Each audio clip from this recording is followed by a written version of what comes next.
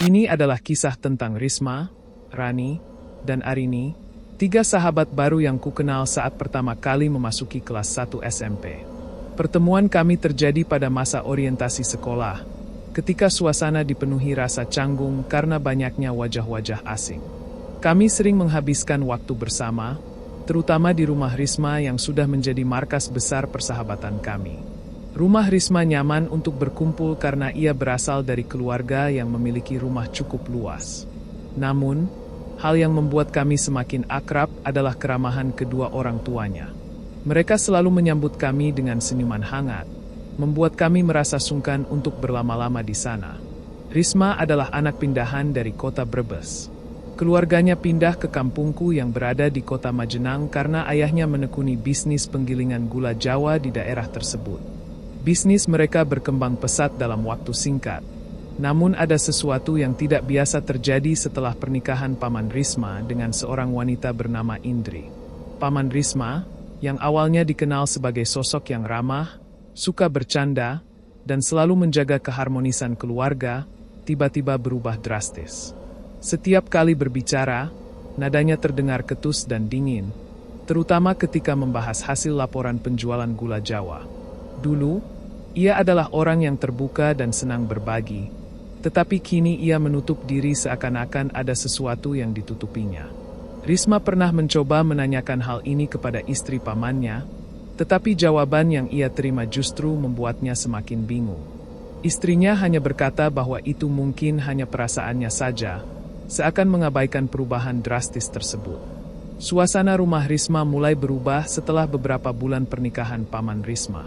Rumah yang dulu selalu ceria kini tampak murung. Wajah ceria Risma yang selalu terpancar di sekolah pun kini tampak sering murung. Kami mulai merasa aneh ketika Risma enggan diajak bermain ke rumahnya seperti biasa. Rasa penasaran kami semakin besar ketika sepulang sekolah, perhatian kami tertuju pada sebuah mobil sedan mewah yang terparkir di depan gerbang sekolah. Mobil itu tampak baru dan sangat mencolok sehingga hampir semua orang di sekolah melihatnya dengan rasa penasaran, termasuk kami. Rani langsung berkomentar tentang mobil tersebut, bertanya apakah mobil itu milik ayah Risma. Namun, Risma dengan tenang menjawab bahwa ayahnya tidak mungkin membeli mobil baru karena bisnis mereka sedang mengalami penurunan akibat adanya pesaing baru dalam bisnis gula Jawa. Perlahan, kaca mobil yang mengkilap mulai turun, memperlihatkan sosok seseorang. Ketika akhirnya sosok itu terlihat dengan jelas, kami semua mulai menyadari bahwa dia bukanlah orang asing bagi kami. Raut wajah Risma berubah seketika saat ia menyadari siapa yang sedang duduk di belakang kemudi. Lelaki di dalam mobil itu dengan senyum yang menenangkan memanggil Risma dan memberikan tangan gestur yang akrab. Mobil yang jauh dari ingatan kami sebelumnya, terlihat begitu rapi dan kilap, seperti artis yang sering muncul di layar kaca. Ada perasaan bahwa ada sesuatu yang melebihi harapan kami. Di sampingku, Rani berbisik pelan, mempertanyakan bagaimana mungkin Paman Risma bisa memiliki mobil semewah itu dalam waktu singkat. Ada rasa penasaran dalam suaranya yang tidak bisa disembunyikan. Tidak jauh dari situ, Rani pun ikut berkomentar dengan polosnya, menambahkan spekulasi liar tentang bagaimana seseorang bisa mendapatkan kekayaan dengan begitu cepat. Meskipun begitu, aku mencoba meluruskan arah pembicaraan mereka dengan mengingatkan agar lebih baik bersikap positif dan berbaik sangka. Keesokan harinya di sekolah, dugaan Arini ternyata benar. Risma datang membawa banyak oleh-oleh dari kota dan dengan wajah berseri. Ia mulai bercerita tentang pamannya yang telah sukses di dunia bisnis kuliner. Menurut Risma, setelah pamannya pergi dari rumah, ia memulai usaha makanan Jawa Barat. Dalam waktu singkat, usahanya berkembang pesat. Kini, pamannya memiliki kedai camilan yang sukses dan bahkan berencana membuka cabang baru di kota kami. Risma juga menjelaskan bahwa kemarin pamannya mampir untuk menjemputnya di sekolah dan mengunjungi ayahnya guna meminta maaf atas kepergiannya yang mendadak. Kami merasa lega mendengar cerita Risma, seakan hubungan keluarga mereka yang sempat renggang kini mulai pulih. Namun, suasana yang mulai tenang kembali sedikit terusik oleh komentar Rani, yang belum bisa sepenuhnya melepaskan rasa penasarannya. Ia masih bertanya-tanya bagaimana pamannya Risma bisa mencapai kesuksesan dengan begitu cepat. Meski kali ini ia tak lagi melontarkan kecurigaan secara langsung, Aryang tampaknya memahami gelagat Rani, mencoba menjelaskan bahwa perubahan tersebut mungkin berkaitan dengan sesuatu yang lebih dalam. Selama 4 hari berturut-turut, Risma dijemput pamannya ke sekolah dengan mobil sedan mewah yang mengkilap. Suatu pemandangan yang mencolok dan menarik perhatian banyak orang. Mobil itu begitu berbeda dengan kendaraan sebelumnya ketika pamannya hanya menggunakan motor untuk mengantar dan menjemputnya. Namun, keanehan mulai muncul. Suatu malam, Risma mendadak berubah lemah sekejap. Seperti ada sesuatu yang tidak biasa dalam dirinya. Tubuh Risma tampak begitu lemah, kulitnya pucat, dan yang paling mencolok adalah bulu-bulu hitam yang tumbuh di beberapa bagian tubuhnya. Hal ini membuat kami terkejut dan khawatir. Setiap tengah malam, Risma mendengar suara langkah kuda yang mengelilingi rumahnya. Anehnya, kedua orang tuanya tidak mendengar suara tersebut. Rasa takut yang membara terus menguasainya, dan kami hanya bisa diam, merasa tak berdaya menyaksikan teman kami dalam kondisi seperti itu. Suasana di kamar semakin mencekam ketika kami mendapati kejadian aneh tersebut. Di luar rumah, aku, Rani, dan Arini mulai mendiskusikan semua yang baru saja terjadi. Rani tampaknya sudah punya dugaan sendiri. Ia yakin bahwa keanehan ini berhubungan dengan pamannya yang mendadak kaya raya setelah menghilang begitu lama. Bisikan tentang pesugihan mulai terdengar di antara kami, meskipun terdengar tak masuk akal. Akhirnya, kabar buruk datang. Risma benar-benar terkena dampak tumbal pesugihan. Kakek di desa melihat dengan mata batin bahwa jika Risma disandera oleh sosok kuda hitam yang mengerikan, maka doa kita satu-satunya harapan agar Risma bisa selamat. Risma, Rani, dan Arini adalah 3 sahabat baru yang kukenal saat pertama kali memasuki kelas 1 SMP.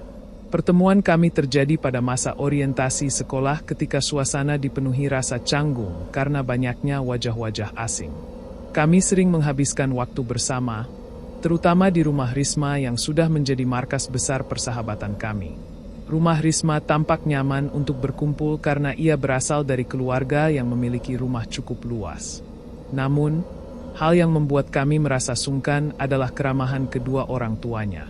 Mereka selalu menyambut kami dengan senyuman hangat, membuat kami merasa tak enak untuk berlama-lama di sana. Risma adalah anak pindahan dari kota Brebes. Keluarganya pindah ke kampungku di kota Majenang karena ayahnya menekuni bisnis penggilingan gula Jawa di daerah tersebut. Bisnis mereka berkembang pesat dalam waktu singkat.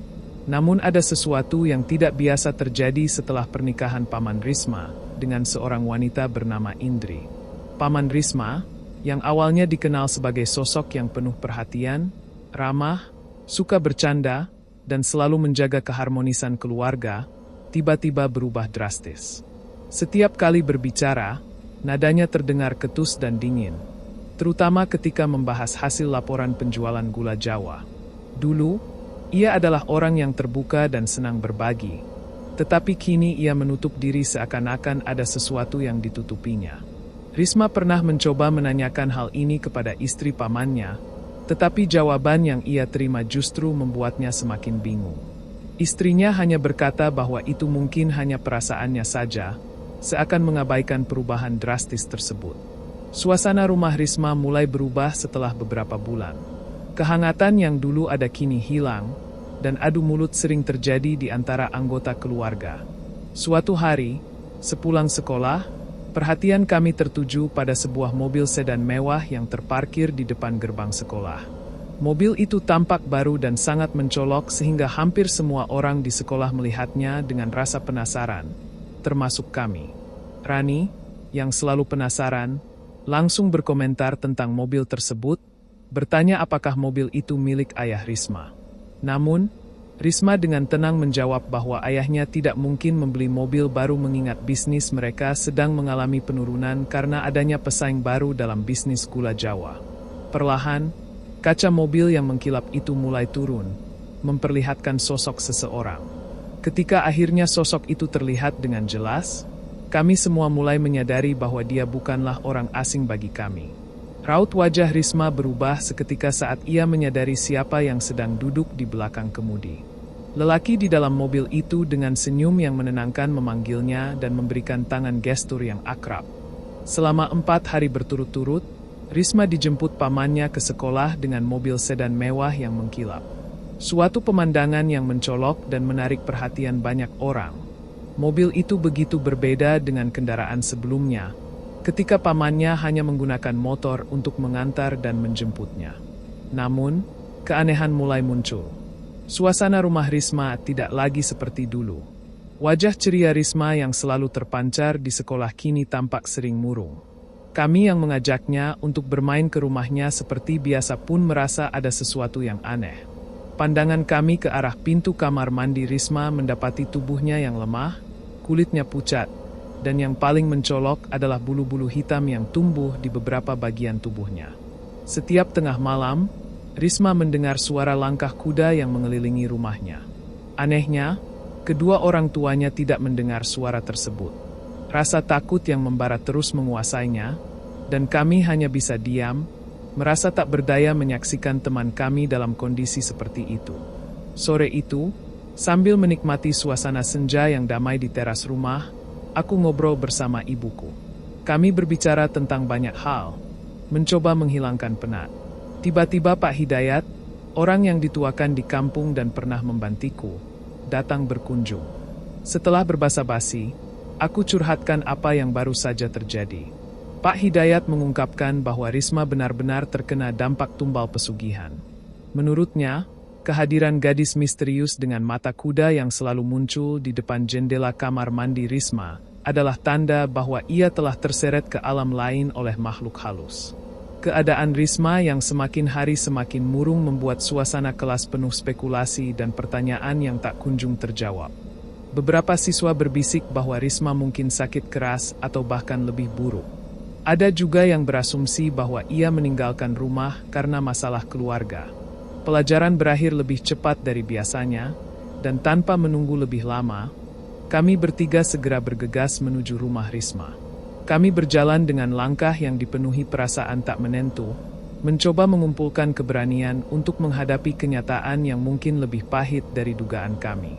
Setibanya di rumah Risma, kami menemukan bahwa Risma dan kedua orang tuanya belum berangkat menuju kampung halaman di Brebes. Rumah tampak sudah setengah kosong. Sebagian besar barang-barang sudah dikemasi rapi, seolah siap meninggalkan kenangan yang pernah tertinggal di sana. Risma yang dulu anggun dan pintar kini berubah total. Fisiknya yang sehat dan ceria telah sirna, tergantikan oleh tubuh lemah yang tampak begitu rapuh. Wajahnya yang dulu begitu cerah kini menunjukkan tanda-tanda keterbelakangan, mirip gejala Down syndrome. Dari mulutnya, air liur terus-menerus menetes tak terkendali. Pemandangan itu membuat air mata kami mengalir tanpa bisa dicegah. Ayah Risma akhirnya membuka rahasia di balik semua ini. Dengan nada penuh kesedihan, ia menjelaskan bahwa paman Risma, yang awalnya berhasil menjadi pengusaha sukses, ternyata melakukan sesuatu yang sangat keji. Rekaman suara yang ia putar membuktikan kejahatan sang adik. Dalam rekaman itu, suara Jarwo terdengar dengan jelas, penuh kebencian dan dendam. Kalau memang saya yang menumbalkan anakmu, Risma, lalu kamu mau apa, Kang? Mau laporkan saya ke polisi? Kita sekarang impas, Kang. Anak saya Mayang sudah meninggal. Begitu juga dengan anak semu Wayangmu. Akhir dari cerita ini begitu pahit. Keluarga Risma tidak pernah kembali ke Majenang, dan kabar tentang mereka pun menghilang seiring waktu. Apakah mereka memilih untuk menjauh karena trauma yang mendalam? Ataukah karena ingin mengasingkan Risma yang kondisinya semakin parah? Tidak ada yang tahu pasti. Paman Risma yang sebelumnya berencana membuka cabang usaha di kota itu juga tak pernah terdengar lagi. Demikianlah kisah yang kami bawakan ini. Semoga dapat menghibur kawan-kawan jagat horor.